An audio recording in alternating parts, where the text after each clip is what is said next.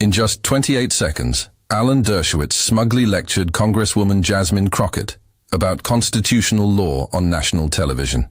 But what happened next made the entire CNN studio freeze in stunned silence. Her response, delivered without raising her voice, would leave America's most famous legal commentator speechless for the first time in his 50-year career. The CNN studio gleamed. Under the pristine lighting that evening, polished and perfect like a stage set for a high-stakes confrontation. Blue and red accent lights created an almost electric atmosphere against the backdrop of American flags and network logos. The camera operators moved with practiced precision, their lenses focused on the split screen that would soon capture one of the most extraordinary exchanges in political television history. This wasn't just another cable news debate. This was the culmination of weeks of escalating tension between two legal minds representing fundamentally different visions of American justice. And the nation was about to witness a moment that would be replayed millions of times within hours. Jasmine Crockett sat composed and still, her posture reflecting the quiet confidence of someone who had prepared for this exact scenario. The dark blue blazer she wore seemed almost like armor, professional, polished, purposeful. She listened with unwavering attention as Dershowitz spoke, her expression revealing nothing while her mind processed every word, every claim, every vulnerability in his argument. Across the split screen, Alan Dershowitz projected his trademark confidence, his decades as Harvard Law's star professor, his list of high-profile clients, his dozens of books. All had cultivated in him an almost reflexive certainty in his own legal opinions. He gestured emphatically as he spoke, the movement of a man accustomed to having the final word in any legal discussion. The stakes couldn't have been higher. This debate wasn't merely academic. It centered on the constitutional implications of a controversial Supreme Court ruling that had polarized the nation. Millions were watching, seeking clarity, looking for someone who could make sense of a legal decision that would affect everyday Americans for generations. And in less than 30 seconds, they would witness something unprecedented. The moment when one of America's most famous legal minds found himself completely outmatched by the precise, devastating response of a congresswoman who came prepared with more than just confidence. She came with irrefutable facts. If you value seeing accountability in action and want to witness moments when experience and titles meet their match in preparation and precision, make sure to like this video and subscribe. What you're about to see isn't just a viral moment.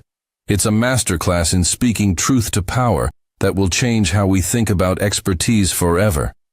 Before becoming the formidable congresswoman America was about to witness in action, Jasmine Crockett had built her reputation through the trenches of criminal defense law. A graduate of the University of Houston Law Center, she had stood beside clients when the full weight of the legal system pressed against them. She understood the law not just as theory but as a lived reality that affected real people, particularly those without power or privilege. We're joined tonight by Congressman Jasmine Crockett and Harvard Law professor Emeritus Alan Dershowitz to discuss today's controversial Supreme Court ruling, the CNN anchor announced, his tone suggesting he anticipated a routine legal discussion. What viewers at home couldn't see was Crockett's methodical preparation. For 3 days, she had studied not just the Supreme Court decision, but Dershowitz's previous commentary on similar cases. She had identified his pattern of selective constitutional interpretation, how principles he claimed were absolute somehow became flexible when applied to certain clients or causes. Professor Dershowitz, let's start with you. You've written that this ruling represents a textbook application of constitutional principles. Can you elaborate? The anchor began. Dershowitz adjusted his glasses with the comfortable gesture of someone about to deliver a familiar lecture. Of course. What we're seeing is a return to constitutional originalism. The founders were explicitly clear on this matter. Anyone who's studied constitutional law at a serious level understands that the court is simply following the clear textual guidance of the Constitution itself. The subtle emphasis on serious level didn't go unnoticed by viewers or by Crockett. Twitter immediately erupted with reactions. A Dershowitz explaining began trending within minutes. Congresswoman Crockett, you've expressed concerns about this ruling. What's your response? The anchor pivoted. Thank you, she began, her voice measured and precise. I believe Professor Dershowitz's interpretation overlooks critical jurisprudence that... If I may interrupt, Dershowitz cut in, a technique he had perfected over decades of television appearances. I think we need to distinguish between political preferences and constitutional requirements. I've defended constitutional principles consistently throughout my career, regardless of which political party benefits. The interruption was telling. A reflexive assertion of authority from a man unaccustomed to being challenged. Behind the scenes, producers noticed Crockett's expression hadn't changed. No frustration, no reaction to the interruption. Just patient observation, like a chess player watching an opponent make exactly the move she had anticipated. What viewers didn't yet know was that Crockett and Dershowitz had a history. 3 years earlier, when Crockett was still practicing criminal defense, she had methodically dismantled Dershowitz's legal argument in a law review article that became required reading in several law schools. Dershowitz had dismissed it publicly as emotional rather than logical, a characterization that said more about his blind spots than about her scholarship. The constitutional question here isn't about political preference. Dershowitz continued, gaining momentum. It's about textual interpretation. The Constitution's language on this matter is unambiguous. I've taught this at Harvard Law for 50 years, and I can tell you that any first-year constitutional law student understands this basic principle. Social media erupted again. The invocation of his Harvard credentials, a move he had used throughout his career to establish authority, was exactly what Crockett had predicted in her preparation notes. The CNN anchor, sensing the tension building, tried to regain control. Congresswoman, you were about to respond? Crockett nodded slightly. I was. And I appreciate Professor Dershowitz's perspective, especially given his experience. But I'd like to address the constitutional question directly. By all means, Dershowitz replied with the slight smile of someone who believed they were about to witness a well-intentioned, but ultimately inadequate challenge. What he didn't realize was that Jasmine Crockett hadn't come to offer opinions or political talking points.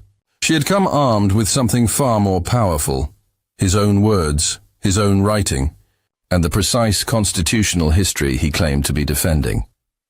The CNN producers, monitoring social media reaction in real time, noted that viewer engagement had spiked dramatically. Something in Crockett's composed demeanor had caught the audience's attention. The calm certainty of someone who knew exactly what card she was about to play. Before I address the current ruling, she began, I'd like to establish some constitutional context that I believe we can all agree on. It was the setup, the foundation, the first move in what would become one of the most methodical dismantlings ever witnessed on live television. Professor Dershowitz, Crockett began, her tone respectful but direct. You've cited the founder's intent extensively in your analysis. I'd like to reference something you wrote in your 1992 book, Contrary to Popular Opinion. Dershowitz's expression shifted slightly, a barely perceptible recognition that she had come unusually prepared. Most politicians he debated relied on talking points and general principles. Citation of his specific writings was unexpected. On page 237, she continued, you wrote, and I quote, Constitutional interpretation requires us to look beyond original intent to understand how principles evolve in a living democracy. The founders created a document designed to adapt to changing realities. End quote. The words landed with precision in the studio. The CNN anchor, who had prepared for a standard political debate, sat up straighter. This was different. That was in reference to a specific case, Dershowitz responded quickly, his tone still confident but with a new edge of caution. Indeed it was, Crockett agreed. It was about the Fourth Amendment implications of technology the founders couldn't have imagined. And your argument, which I found compelling, by the way, was that we must adapt constitutional principles to modern contexts. The strategic acknowledgement of finding his earlier work compelling was masterful. It wasn't just a debate tactic, but a genuine recognition of intellectual work deserving respect. Today, however, she continued, you've argued that the only valid interpretation is the most restrictive originalist reading. I'm curious what changed in your constitutional philosophy. The question wasn't accusatory. It was an invitation to explain an apparent contradiction, delivered with the precision of a skilled cross-examiner who already knew the answer. Dershowitz shifted in his chair. My views have been consistent. Constitutional principles remain constant, but their application may vary by context. I appreciate that clarification, Crockett responded. Then perhaps we can discuss Marbury versus Madison. The reference to the landmark 1803 Supreme Court case caused a subtle but visible reaction from Dershowitz. This wasn't going to be a political talking points exchange. This was heading into deep constitutional waters. In Marbury, she continued, Chief Justice Marshall established judicial review, the court's power to strike down laws it finds unconstitutional. This power isn't explicitly granted in the Constitution's text. By originalist standards, it's a power the court claimed for itself. That's an oversimplification, Dershowitz countered, his voice taking on the tone he typically used when lecturing students. I agree it's complex, Crockett acknowledged, which is why I'm referring to your 2001 Supreme Court Review article where you wrote, Marbury represents the necessary evolution of constitutional understanding beyond the text itself. Social media exploded. Clips of the exchange were already being shared with captions like, Crockett brought the receipts, and Dershowitz getting Dershowitzed with his own words. The CNN anchor, recognizing the extraordinary nature of what was unfolding, wisely stepped back to let the exchange continue uninterrupted. Congresswoman, Dershowitz responded, his tone now more measured. Selectively quoting from academic writings without the full context doesn't advance the discussion. I couldn't agree more about context, Crockett replied, her composure unshaken. So let's add context. In your Harvard Law Review article just last year, you argued the opposite position you're taking today. You wrote that this exact constitutional question, the one addressed in today's ruling, required, and I quote, flexible interpretation adapted to contemporary understanding of liberty. The control room erupted. Producers signaled to extend the segment. This wasn't just good television. It was becoming a viral moment in real time.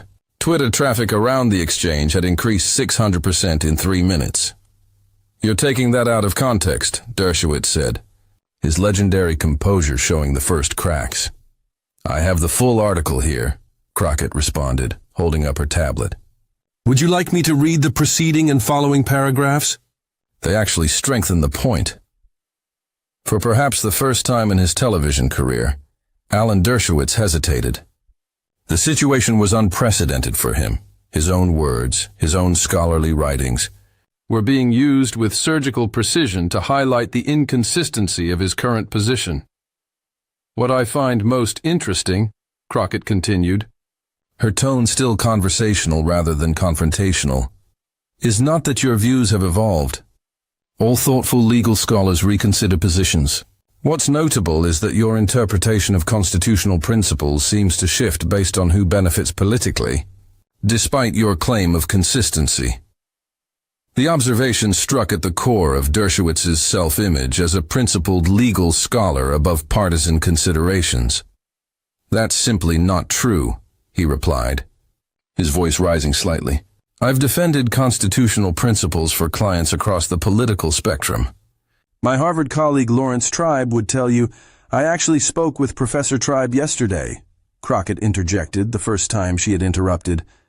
He directed me to his Washington Post op-ed from March, where he wrote that your current constitutional approach represents, quote, an abandonment of the principle he defended throughout his early career.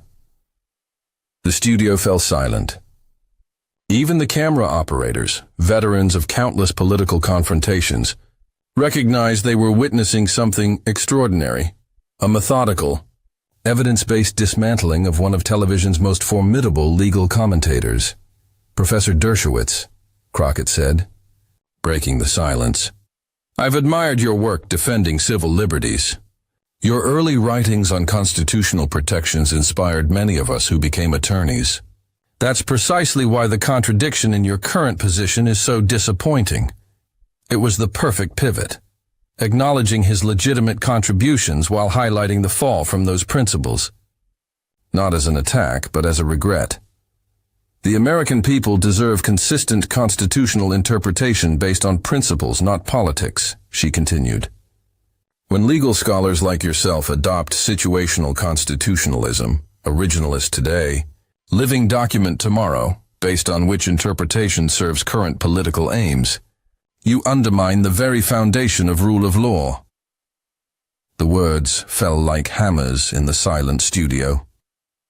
Even the CNN anchor seemed momentarily at a loss, the usual impulse to interrupt for a commercial break forgotten in the gravity of the moment. Dershowitz, who had built a career on quick, confident responses, sat silent for 1 second, then 2, then 3, an eternity in television time. When he finally spoke, his tone had changed completely. Congresswoman Crockett raises some fair points about consistency, he said, the usual certainty gone from his voice. While I disagree with her characterization, I respect the preparation she's brought to this discussion. It was as close to concession as anyone had ever seen from Alan Dershowitz on television. And it wasn't enough to stem the tide that was already building across social media, where the hashtag, or Crockett effect, was trending nationwide. The CNN anchor, recognizing the historic nature of what had just transpired, attempted to regain control of the segment. We need to take a quick break, but we'll continue this extraordinary discussion when we return. As the cameras cut away, Dershowitz removed his microphone with uncharacteristic haste. Producers would later report that during the commercial, he requested water and made a phone call to what appeared to be his publicist. The man who had confidently engaged in hundreds of television debates now looked visibly rattled. Jasmine Crockett, meanwhile, simply reviewed her notes, as composed as when the segment began. She hadn't raised her voice once. She hadn't needed to. When the CNN broadcast returned from commercial, viewers immediately noticed something had changed. Alan Dershowitz's demeanor had shifted dramatically. Gone was the relaxed confidence, replaced by the tight focus of a veteran attorney who suddenly realized he was facing an unexpectedly formidable opponent. Welcome back to our discussion on the Supreme Court's ruling, the anchor began. Professor Dershowitz, you were about to respond to Congresswoman Crockett's points. Dershowitz leaned forward, his posture more formal than before. I want to clarify something important. Constitutional interpretation is nuanced. My views have evolved based on scholarly consideration, not political convenience. It was a defensive posture unfamiliar to regular viewers of his appearances, an attempt to reframe rather than dominate the conversation. I appreciate that clarification, Crockett responded with the same measured tone she had maintained throughout. Evolution of thought is the hallmark of serious scholarship. But let me address the specific constitutional question before us today. What followed wasn't just a rebuttal, it was a masterclass in constitutional analysis. Crockett methodically outlined 3 Supreme Court precedents that directly contradicted the current ruling, cited the specific reasoning in the majority opinions, and then, most devastatingly, quoted Dershowitz's own previous analyses supporting those precedents. In your 2018 lecture at Yale Law School, she noted, you described these very precedents as the settled foundation of modern constitutional law. The court has now overturned that foundation, and you're defending that reversal using arguments you previously rejected. Social media was erupting. Legal blogs were publishing real-time analyses. Harvard law students were sharing the clip with comments like, "This is what happens when you actually do the reading," and Crockett is teaching the professor. The current case has unique factors. Dershowitz attempted, but his usual rhetorical flourish was noticeably absent. The unique factor, Crockett responded, appears to be which political perspective benefits. The legal principles haven't changed, only who wins and loses under your interpretation. The CNN anchor, recognizing the extraordinary moment unfolding, asked a question that would later be described as lighting the fuse. Professor Dershowitz, how do you respond to the Congresswoman's suggestion that your constitutional interpretation changes based on political expediency rather than legal principle? For a moment, just a moment, Dershowitz's legendary composure cracked completely. His expression registered something television viewers had never seen from him. Uncertainty. That's a character attack. Not a legal argument, he said, his voice uncharacteristically defensive. My 50-year career speaks for itself. Crockett didn't pounce on the opening. Instead, she did something unexpected that would later be analyzed in media classes nationwide. She agreed with him. Your career does speak for itself. Professor, she said, her tone respectful but unwavering. That's precisely my point. Your earlier work established principles you're now contradicting. I'm not questioning your character. I'm highlighting the inconsistency of abandoning legal standards you yourself established. It was the perfect response, not an attack but an appeal to his better legal self, and it landed with devastating effect. Congresswoman, the anchor said, turning to Crockett, in practical terms, how do you believe this ruling will affect everyday Americans? What followed was another unexpected move that caught everyone off guard. Rather than launch into political talking points, Crockett cited specific cases Dershowitz had represented early in his career, civil liberties cases where he had fought against government overreach. Professor Dershowitz once brilliantly defended a client whose circumstances mirror exactly who will be harmed by today's ruling, she said. He argued then, correctly I believe, that constitutional protections exist precisely to prevent the outcome this court has now enabled. The strategic brilliance was unmistakable. By praising Dershowitz's earlier work while criticizing his current position, she was appealing not to the audience but to the man himself, to the legal scholar he had once been. For the first time in the exchange, something shifted in Dershowitz's expression, a flicker of recognition, perhaps even respect. The Congresswoman makes a fair point about my early cases, he acknowledged, his tone noticeably different. While I maintain that my current position is legally sound, I concede that the practical implications deserve serious consideration. It wasn't a full concession, but from a man who had built a reputation on never giving ground in television debates, it was extraordinary. Professor, Crockett said, seizing the moment, we disagree on today's ruling, but I think we both agree on something more fundamental, that constitutional principles should be applied consistently, regardless of which political party benefits. Dershowitz nodded slowly. That's a principle I've always tried to uphold. Then perhaps, she continued, we can find common ground in advocating for a more consistent judicial philosophy, one that doesn't conveniently shift when political winds change. It was the perfect closing statement. Not a knockout blow, but an outstretched hand. Not victory, but an invitation to integrity. As the segment ended, social media exploded with reactions. Crockett Masterclass began trending nationwide. Legal analysts across networks scrambled to break down what they had just witnessed. CNN's viewership numbers for the segment were already breaking records for a non-election night, but perhaps the most telling reaction came from Alan Dershowitz himself. As the cameras cut away, he leaned across to Crockett and said something the microphones didn't catch. A producer would later reveal that his words were simply, "That was very well done, Congresswoman." It wasn't just a debate victory. It was a demonstration of how preparation, precision, and principled argument could prevail against even the most formidable opponent. Within hours of the broadcast, the impact had transcended traditional media boundaries. The exchange wasn't just being discussed, it was being studied.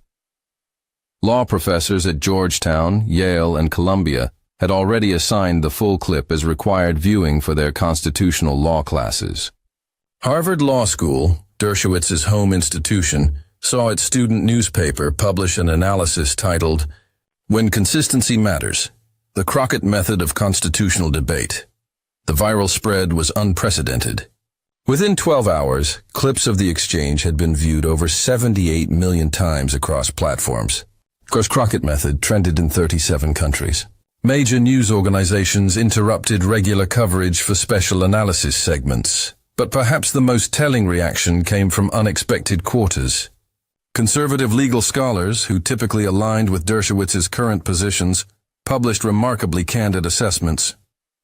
A prominent Federalist Society member wrote in the National Review, "Whatever one's position on the court's ruling, Crockett's methodical exposure of inconsistent constitutional interpretation is a service to legal integrity." 3 former Supreme Court clerks published a joint statement acknowledging that selective constitutionalism undermines the rule of law, regardless of which side employs it. Why they cited Crockett's approach as a model of substantive legal debate that rises above partisan positioning. CNN's ratings for replays of the segment broke records. Cable news competitors hurried to book Crockett, but her office released a simple statement. The Congresswoman has no interest in celebrity debate. She's returning to her district to explain to her constituents how the court's ruling will affect their daily lives. That decision, choosing constituent service over the media spotlight, amplified her impact further. It transformed what could have been dismissed as a viral moment into something more substantive, a call for integrity in constitutional interpretation. In her district office the following day, Crockett found herself sorting through thousands of messages. They came from law students, practicing attorneys, judges, and ordinary citizens with no legal background. The common theme wasn't partisan celebration, but appreciation for substance over spectacle. A note from a federal judge, appointed by a Republican president, perhaps best captured the sentiment. In 30 years on the bench, I've grown increasingly concerned by the selective application of constitutional principles based on desired outcomes. Your insistence on consistency, using Dershowitz's own standards, wasn't just effective television. It was a necessary defense of judicial integrity. Law schools reported a phenomenon dubbed the Crockett effect. Applications from women and minorities increased dramatically, with personal statements often citing the exchange as an inspiration. A first-year law student at Howard University told the Washington Post, "She showed that deep preparation beats celebrity and credentials. That's a lesson beyond law." The exchange had triggered something rare in modern discourse, a substantive conversation about constitutional principles that transcended partisan lines. Legal podcasts that typically spoke to ideological bubbles found common ground in analyzing Crockett's methodical approach. Even Dershowitz himself, after initial attempts to reframe the exchange, acknowledged its significance.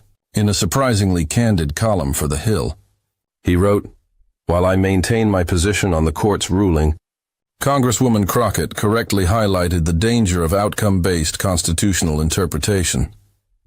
Her preparation was exemplary, her approach substantive. Our democracy needs more such exchanges and fewer performative confrontations." That acknowledgement, from the very person whose inconsistencies she had exposed, transformed the moment from a debate victory into something more lasting. A case study in how to elevate public discourse in a polarized age.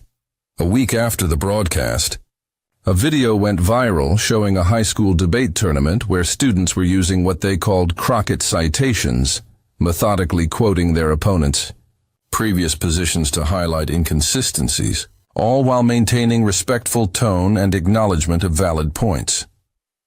Media analysis of the phenomenon identified several key elements of what was now being called the Crockett method: thorough preparation, precise citation, respect for genuine contributions, and unwavering focus on principles rather than personalities.